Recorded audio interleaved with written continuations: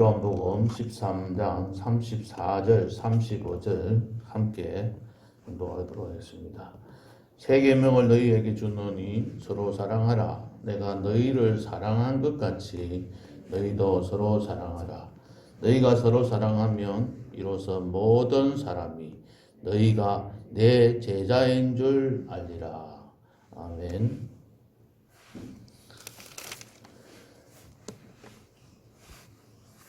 예수님께서는 우리 이 세상에 살고 있는 모든 인류의 구속 사역을 위해서 이 땅에 오셨습니다. 우리나라 대한민국 국민들만 위해서 오신 것도 아니고 우리가 미워하는 일본 국민들도 위해서도 오셨고 또 중국인들도 위해서 오셨습니다. 북한 사람들을 위해서도 오셨고 또 김정은이를 위해서도 오셨습니다. 폭넓게 모든 인류들을 구속 사역을 위해서 예수님께서는 이 땅에 오셨습니다. 그 구속 사역을 완성하기 위해서 십자가에서 순환을 당하셨습니다.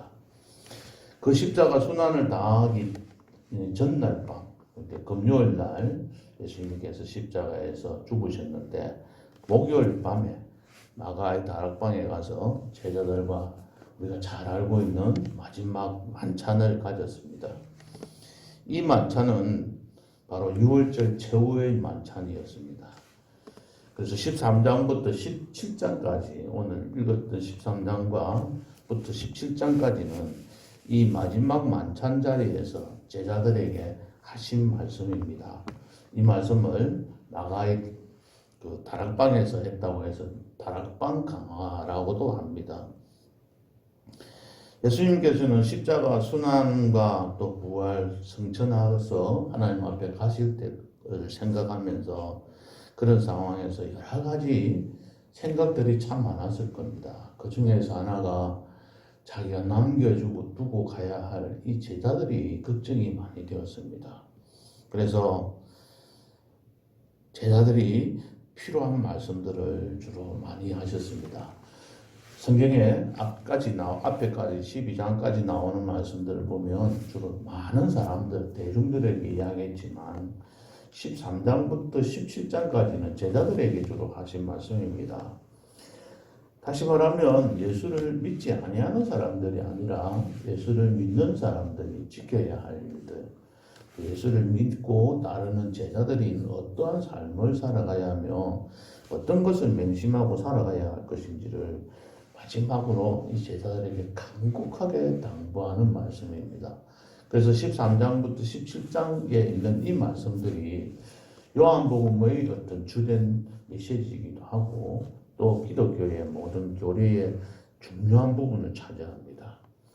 오늘 우리가 보아야 될 13장에는 제일 먼저 1절부터 20절을 한번 살펴보시면 눈으로 한번 스캔을 해서도 아실 겁니다. 예수님께서 제자들의 발을 씻기신 일에 기록이 되어 있습니다. 21절부터 30절까지는 가룟 유다가 배반하고 이탈할 것을 예수님께서 예언하시면서 젖은 빵을 떼주면서 이것을 먹는 자가 나를 배신할 것이다 하고 이야기한 내용이 나옵니다. 그리고 이 가룟 유다는 그 떡을 받아 먹고는 바로 나갔습니다. 나가니 밤이었더라고 했습니다. 30절에 보면 밤이라는 말을 왜 그리 강조했을까? 낮과 밤, 어둠이라는 거죠. 빛의 세상이 아닌 어둠의 세상으로 이 가룟 유다는 나아갔다는 것을 말하고 있습니다. 31절부터 35절에는 자신이 죽은 후에 부활하고 성천할 것을 암시적으로 예고하는 부분입니다.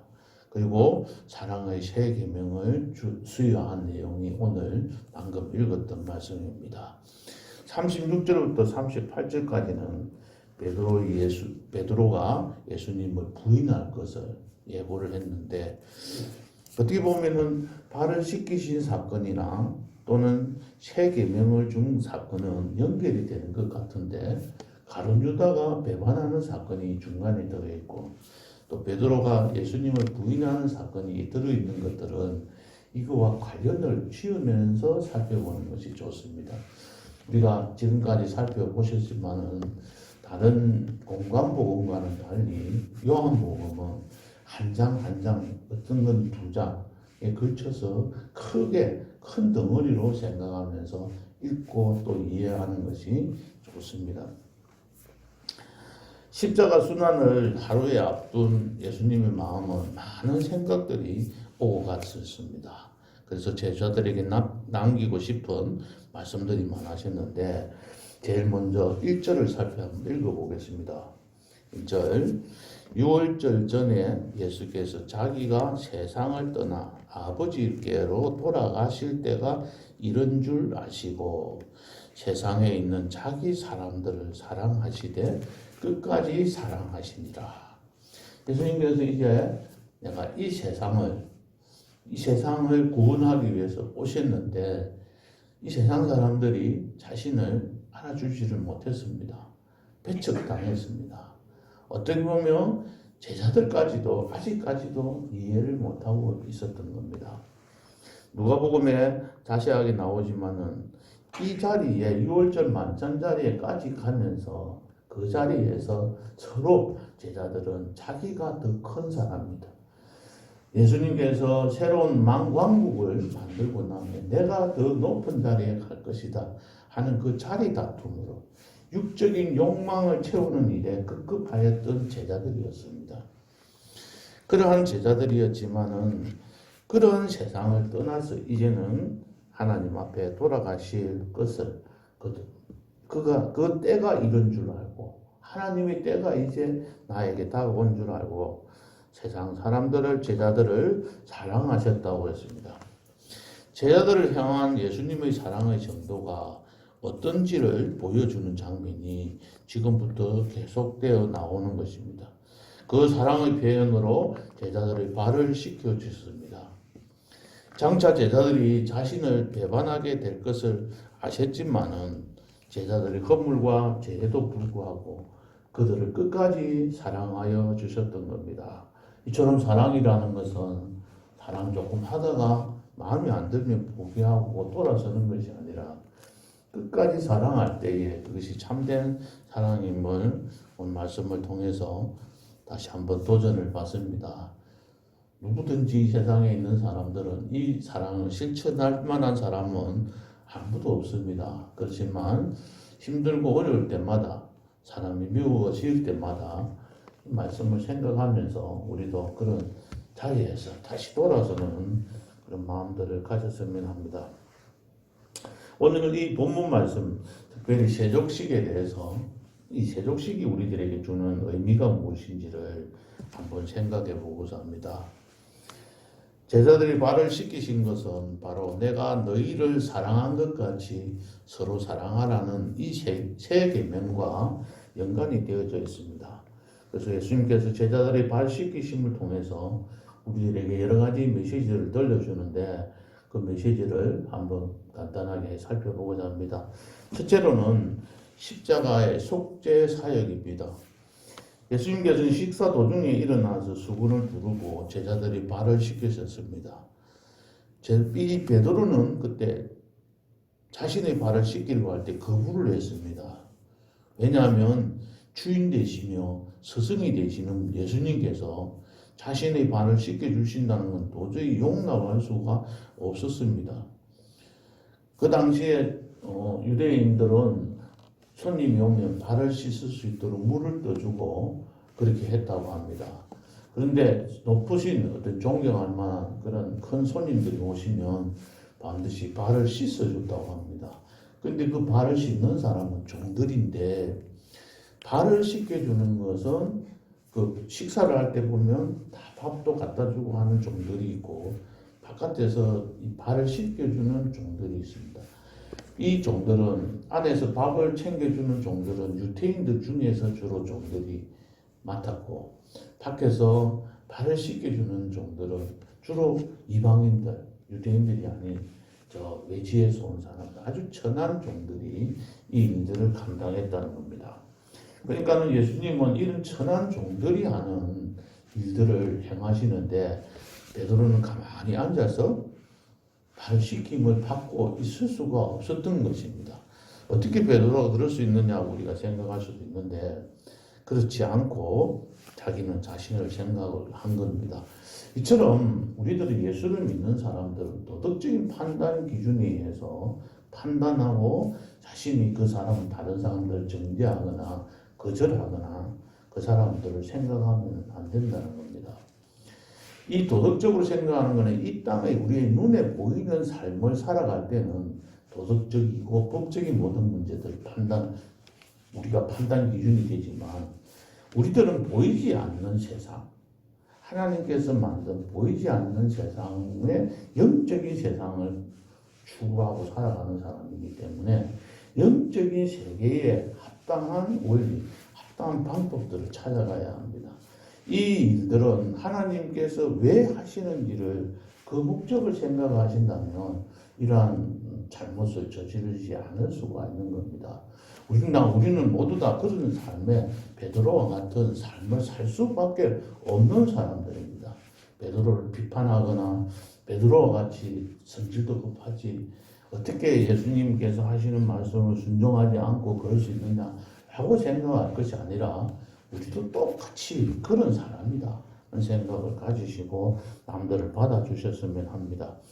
어쨌든 이 베드로는 예수님의 말씀을 듣고는 예수님께서 이렇게 말씀하셨잖아요. 내가 너를 씻어주지 아니하면 네가 나와 상관이 없느니라. 그러니까 베드로가 또 확 바뀌어가지고 주여 내 팔뿐 아니라 손과 머리도 씻어주옵소서 이렇게 이야기를 합니다. 참 막 순간순간적으로 굉장히 급하게 잘 반응을 하지요. 어쨌든 그런데 예수님께서는 이렇게 말을 합니다. 이미 모욕한 자는 발밖에 씻을 필요가 없고 온몸을 이미 깨끗하게 되었다고 이야기를 하였습니다. 다시 말하면 이 세족식은 그냥 섬기는 삶을 그런 섬김의 리더십을 발휘하기 위한 세족식이 아니라는 겁니다. 바로 우리들을 구원해 주시고 우리들의 죄를 속량해 주시기 위한 그 과정인 걸 보여주신 겁니다. 세족식은 속죄 사건의 의미를 다분히 갖고 있는 겁니다. 어떤 신학자는 이렇게 보니까 요한복음 우리 여기 본문과 빌립보서 2장 5절에서 11절에 나오는 너희는 예수님의 마음을 본받으라 하는 것과 비교를 하면서 이야기해 놓은 것이 있었습니다. 예수님께서 자리에서 일어났다고 하시는 그 말씀을 예수님은 하나님의 본체가 되는 그 보좌에서 일어나셔서 오셨다는 겁니다. 그리고 겉옷을 벗었다는 것은 자신의 그 예수님의 하나님이신 신분을 벗고 그 옷을 벗고 자신을 낮추어서 오신 것을 말합니다. 수건을 가져다가 허리에 두르셨다는 것은 종의 형체를 가리사 하는 말입니다.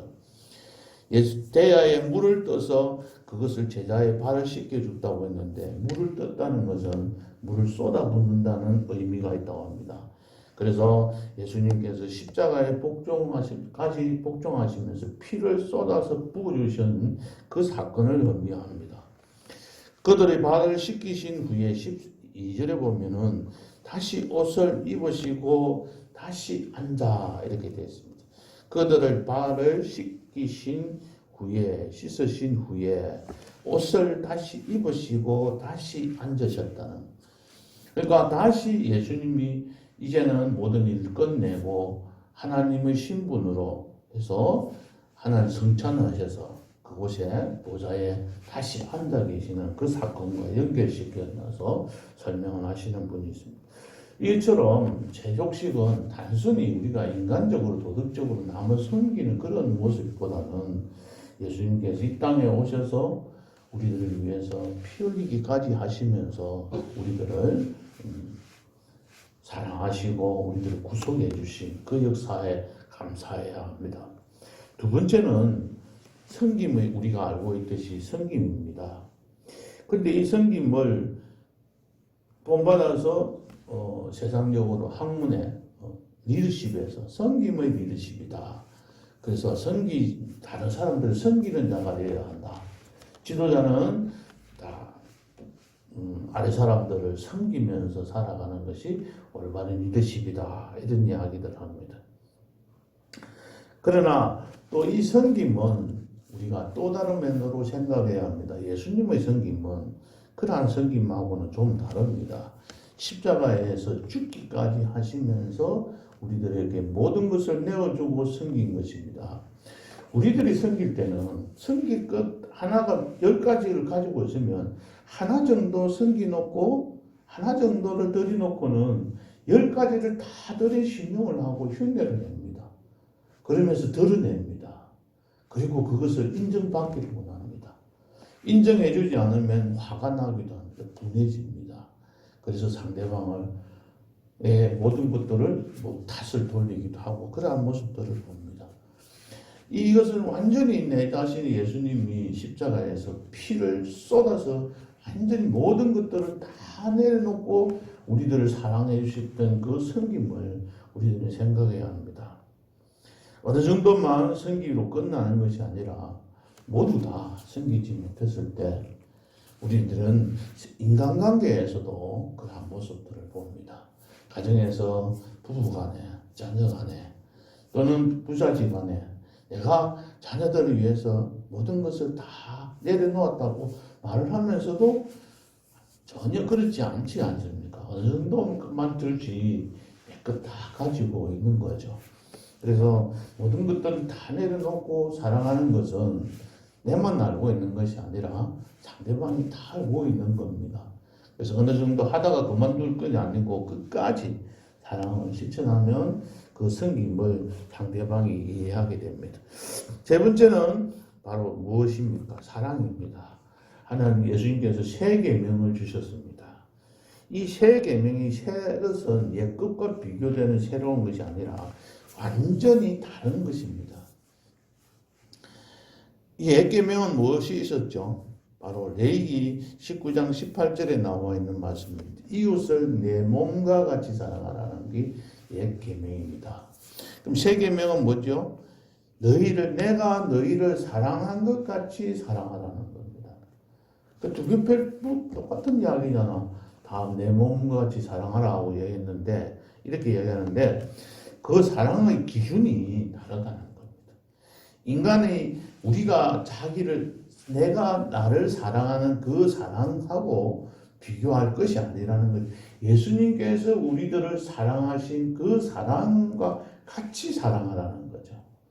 그러니까 나를 사랑하는 정도만 사랑하는 게 아니라 예수님께서 모든 것을 다 내려놓고 우리들을 사랑해 주신 그 사랑과 같이 사랑하라는 것을 말하고 합니다.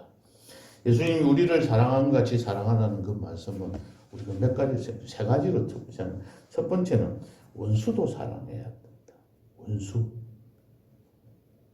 원수를 사랑할 수 있습니까?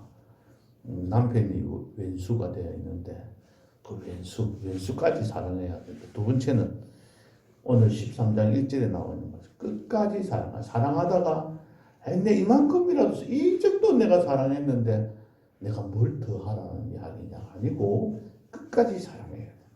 세 번째는 친구를 위해서 목숨을 버리는 거죠. 요한복음 15장 13절에 나와 있는 말씀처럼 이렇게 사랑하는 것이 예수님처럼 사랑하는 것입니다.